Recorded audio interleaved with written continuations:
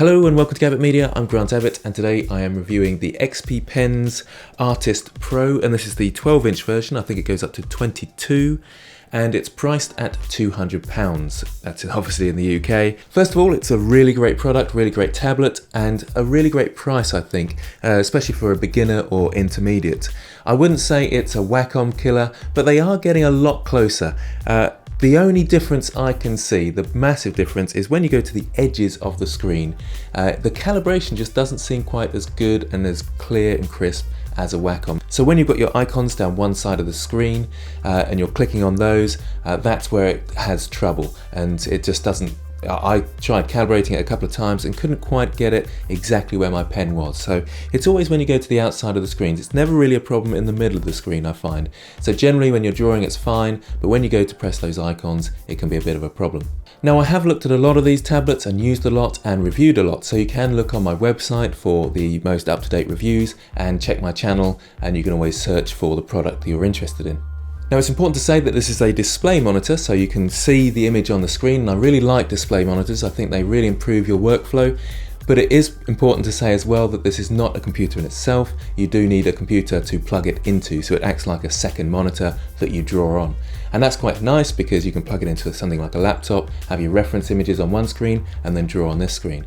I would say you want to go for the biggest possible in terms of the screen size, unless you want to be really mobile.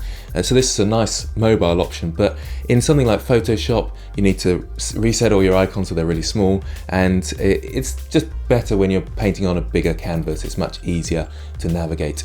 I'm a big fan of XP Pen. I think they do some great things, but in terms of the tablet and the quality, the build quality, it's much the same as you'd get from something like Gammon, Huion and Yuji.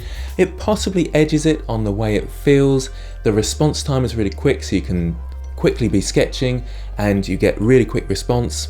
The pen pressure feels really nice, and what's very good is that sort of straight line. You get absolutely no wobble anymore, and I think it's getting really close to Wacom there. Maybe it is as close as Wacom.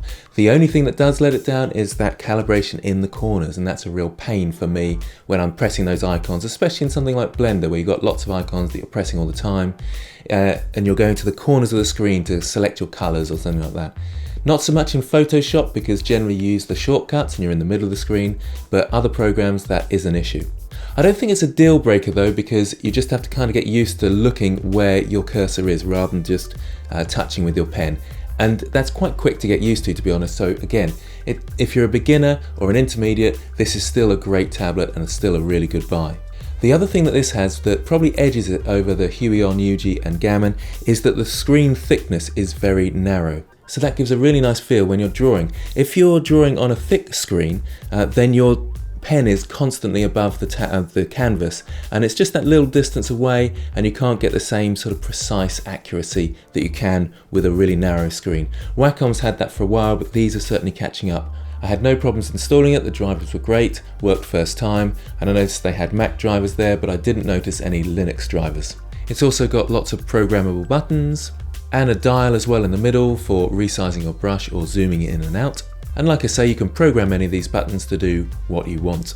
I tried this in both Blender and Photoshop, in Blender 2.81 in fact, and I was practicing my sculpting, trying out the new tools there, which is really interesting. More videos to come on that soon. And I had no problems whatsoever using it in either of those two programs. The only thing I would say again, in Blender, where I'm going to the corner of the screen, that's when it becomes an issue when I'm clicking on those icons. But again, it's not a major problem if you're a Photoshop user, and it's not something that I would say is a deal breaker.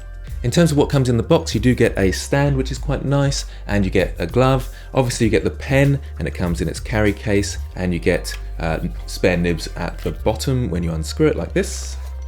It's a rather oversized case, I would say, but it does double up as a sort of pen holder. Well, the top of it doubles up as a pen holder, so that's kind of nice as well. The pen I really like. It's got a stiffness to the end, which is very similar to the experience that you get with a Wacom.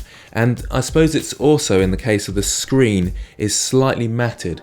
So when you're drawing on the screen, it's got that sort of stickiness that you get with paper. It's the same sort of screen that Wacom has as well. It's not really shiny, and that shiny screen can sometimes cause this sort of squeaky feel, and it just doesn't feel quite as nice as these sort of screens. So it has that going for it as well. So would I recommend it? Well, I certainly would. I think it's really great, especially for a display tablet at this price. It's quite low in price at £200. I think that's incredible, and yes, I would certainly recommend it. I'd recommend getting one of these if you can reach that step higher in terms of costs, to get a display tablet rather than just a normal tablet, because it does just speed up your workflow a little bit and can really help you. The other positives being the response rate and that narrow screen, no wobble, absolutely fantastic experience, so well done to XP Pen. The only downside is the corners where you're pressing on icons. It's still not quite right in terms of the calibration, but I would say that's a minor downside to a really great product. So thanks for watching. I hope this review was helpful, and I will see you next time.